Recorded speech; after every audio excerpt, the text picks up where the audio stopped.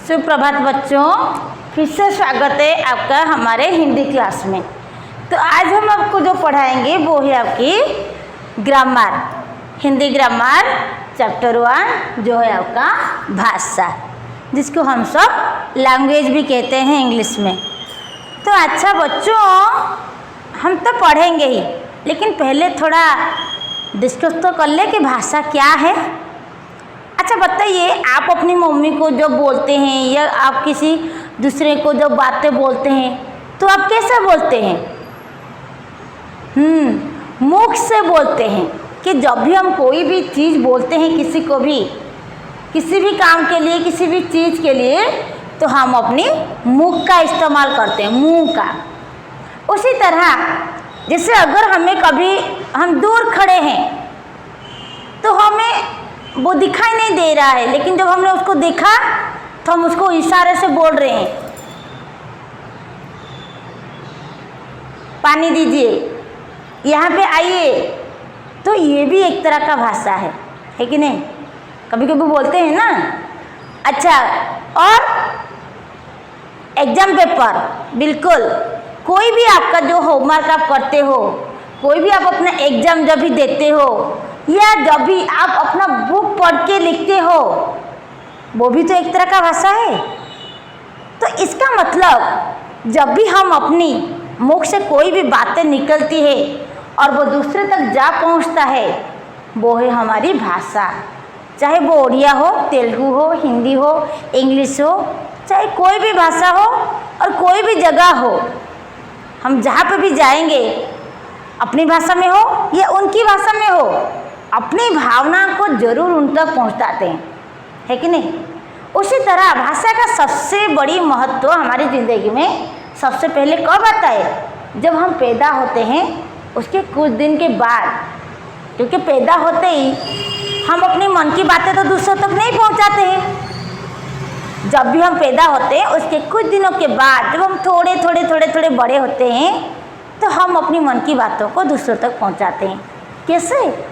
जैसे पहला शब्द निकलता है मुंह से, माँ, पापा। तो इस तरह से कोई भी शब्द जब हम बोलते हैं वो ही हमारे लिए भाषा बन जाती है। तो उसी तरह जैसे धीरे धीरे आप बड़े होते हो, बड़े बड़े शब्द, बड़े बड़े वाक्य, फिर बुक पढ़ना, इस तरह से आप अपनी भाषाओं को ज़्यादातर दूसरों के पास पहुंचा सकते हो।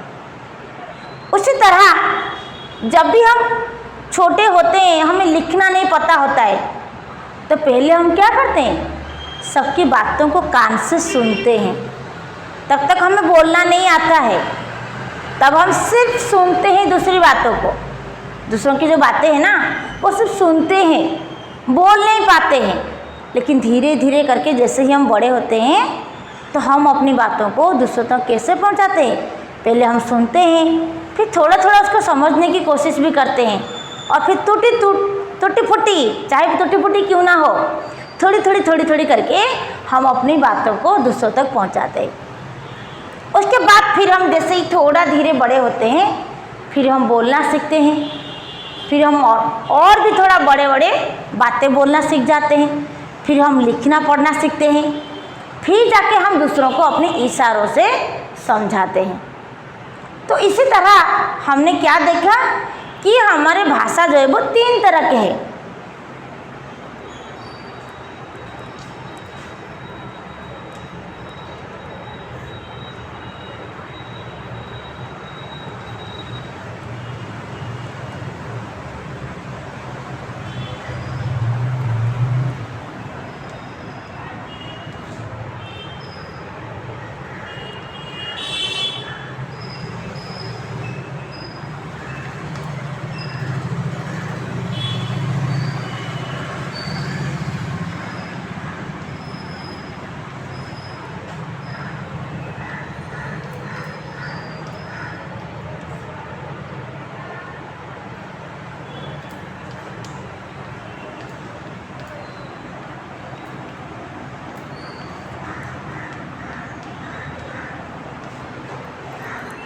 बच्चों, क्योंकि आप स्टैंडर्ड 1 में पढ़ते हो, इसीलिए आपका इतना बड़ा डेफिनेशन अभी आया नहीं है।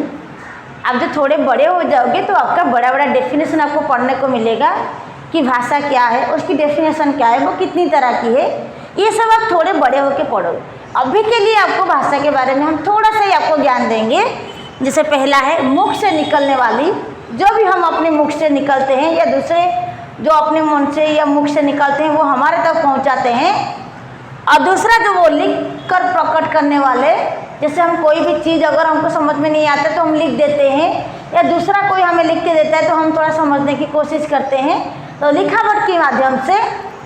और तीसरा जो है वो इशारों से समझाने वाले, किसी भी चीज़ को लेकर तो हम वो मुझे चाहिए, ये मुझे चाहिए, वो मुझे ला दो, तो किसी भी चीज़ को देखकर जब हम कोई भी चीज़ इशारों से दूसरों को समझाते हैं तो वो इशारों वाली भाषा बन जाती है। अच्छा बच्चों बताइए, जैसे हम टीवी देखते हैं, रेडियो पे गाना सुनते हैं, मोबाइल पे पिक्चर देखते हैं या कार्टून देखते हैं, तो ये भी तो एक तरह का भाषा है। कैसे? जैसे किसी ने बोला और हमने उसको सुना और उसको समझा, तो वो भाषा बन गया, क्योंकि दूसरे भी अपने मन की बातें सही तरीके से हमारे तक पहुंचा पाए। टीवी के माध्यम से हो, रेडियो के माध्यम से हो, गाने के माध्यम से हो या कार्टून के माध्यम से हो। उसी तरह लिखावट की भाषा, जैसे किसी ने लिखा और हम अगर पढ़े लिखे हैं तो हम उसको पढ़ लेते हैं, वो भी एक तरह का भाषा है, क्योंकि हमने उसको देखा और समझ लिया फटक से, है कि नहीं। जैसे आप छोटे छोटे बच्चे होते हो, आप क्या करते हो? वर्णमाला पढ़ते हो। कैसे? अ आ ई कैसे पढ़ते हो? पहले देखकर पढ़ते हो, क्योंकि जो बुक में लिखा हुआ होता है आप उसको समझने की कोशिश करते हो, और जब रोज रोज उसको पढ़ते हो आपको याद हो जाता है। तो वो भी तो एक लिखित भाषा का रूप है। लिखावट के माध्यम से आपने उसको जान लिया। उसी तरह जब धीरे धीरे हम बड़े होते हैं, आपने देखा होगा पापा मम्मी जब ट्रैफिक में जाते हैं तो वो क्या करते हैं, अगर ट्रैफिक में सारे गाड़ी रुक गई है तो आप समझने की कोशिश करते हो, पापा को पूछते, पापा सब गाड़ियाँ यहाँ पे एक साथ क्यों खड़े हैं और हम पीछे क्यों खड़े हैं? तो पापा क्या बोलते हैं? ट्रैफिक जाम है। और वहाँ पे ट्रैफिक जाम कौन करता है? सब लोग करते हैं, लेकिन उसको जाने के लिए इजाज़त कौन देता है? Traffic police. वहाँ पे वो एक रेड लाइट, एक ग्रीन लाइट, एक येलो लाइट लगा होता है। हमें क्या करना होता है ना, वो लाइट को देखकर, अगर कोई ट्रैफिक पुलिस नहीं है तो वो लाइट देखकर भी हम समझ जाते हैं कि हमें रुकना है कि जाना है या किस तरफ जाना है, वो उसमें समझा देते हैं। तो वो भी तो एक तरह का इशारा का है कि नहीं। तो इस तरह से हम अपनी भाषाओं का आदान प्रदान हमेशा करते रहते हैं। तो आप जब थोड़े बड़े हो जाओगे, जैसे अभी भी आप अपना एग्ज़ाम पेपर देते हो तो क्या करते हो? अपनी बुक को, कॉपी को देखकर, पढ़कर जब हम आपके लिए क्वेश्चन बनाते हैं तो आपके बिना पढ़े ही लिख देते हो? नहीं, आपको पढ़ना लिखना उसके लिए भी आना चाहिए। तो आप क्या करते हो? जो भी हम आपके लिए लिख के भेजते हैं आप उसको पढ़कर समझ लेते हो और फिर आप अपना पढ़ाई जो है वो कंटिन्यू रखते हो, लिखते हो।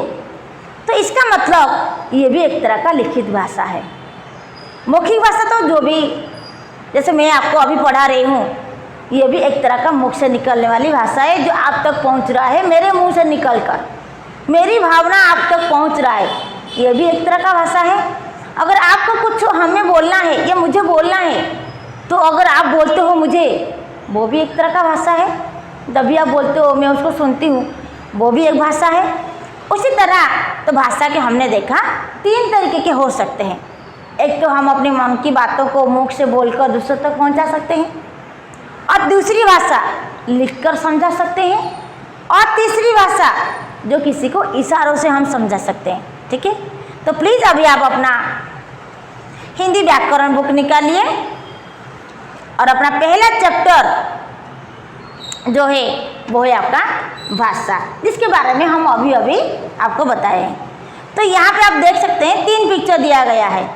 एक पिक्चर में गुरुजी यहाँ पे कुछ बोल रहे हैं, गुरुजी कुछ बोल रहे हैं या समझा रहे हैं, और छात्र सुनकर सीख रहा है।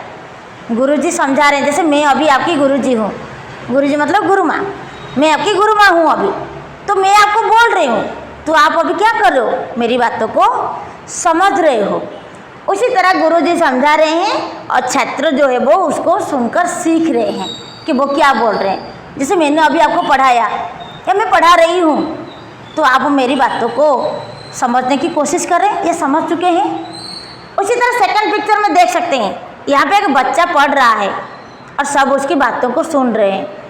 देखिए, बालक पढ़ रहा है और सब सुनकर समझ रहे हैं। जैसे आप अपने घर में अभी बैठकर क्लास करते हो, तो पापा मम्मी आते जाते सब आपको देखते हैं, आप पढ़ रहे हो, तो वो भी थोड़ा सीखने की कोशिश करते हैं, वो भी थोड़ा समझने की कोशिश करते हैं। या आपके घर में और कोई होता है तो वो भी देखें कि मेरा बच्चा क्या कर रहा है, मेरा बच्चा क्या पढ़ रहा है, तो सब उसको समझने की कोशिश कर रहे हैं। नंबर 3 पिक्चर देखिए, एक लड़की मतलब बालिका क्या कर रही है, लिख रही है। जैसे मैंने अभी ब्लैक बोर्ड में आपको लिख के दिखाया, वो लिख रही है और सब पढ़कर उसको समझ रहे हैं। जैसे मैंने यहाँ पे क्या लिखा है, जब तक आप देखोगे नहीं तो आपको समझ में कैसे आएगा। उसी तरह लड़की जो है वो बालिका लिखने की कोशिश कर रही है और सब उसको पढ़कर समझने की कोशिश करें कि इसने क्या लिखा है। और देखिए, यहाँ पे एक मम्मी मतलब माँ फोन पे बातें कर रही है, मोबाइल पे बातें कर रही है और बच्चा रो रो के इशारा कर रहा है। इधर उसको भूख लगी है या इधर किसी चीज़ की उसको ज़रूरत है या उसकी तबीयत खराब है, कुछ भी हो सकता है। रो रहा है मतलब उसको ज़रूर कुछ ना कुछ तकलीफ है या कुछ चाहिए, तो वो अपने इशारों से रो रो कर अपने इशारों से उसकी माँ को समझाने की कोशिश कर रहा है कि उसको क्या चाहिए। तो इसका मतलब हमने देखा भाषा का 3 रूप, एक तो बोलकर बताते हैं, एक तो लिखकर बताते हैं और दूसरा हम इशारों से बताते हैं। ठीक है बच्चों, तो फिर मिलते हैं आपके नेक्स्ट वीडियो में। अगर कोई भी आपको प्रश्न पूछना हो तो प्लीज़ आप मेरे कमेंट बॉक्स में ज़रूर कमेंट कीजिएगा कि मिस मुझे ये समझ में नहीं आया, तो मैं आपको नेक्स्ट क्लास में ज़रूर इसकी जवाब दूंगी। ठीक है बच्चों, घर में रहिए और सुरक्षित रहिए और इसको अच्छे से प्रैक्टिस कीजिएगा। ठीक है बच्चों, बाय बाय बच्चों।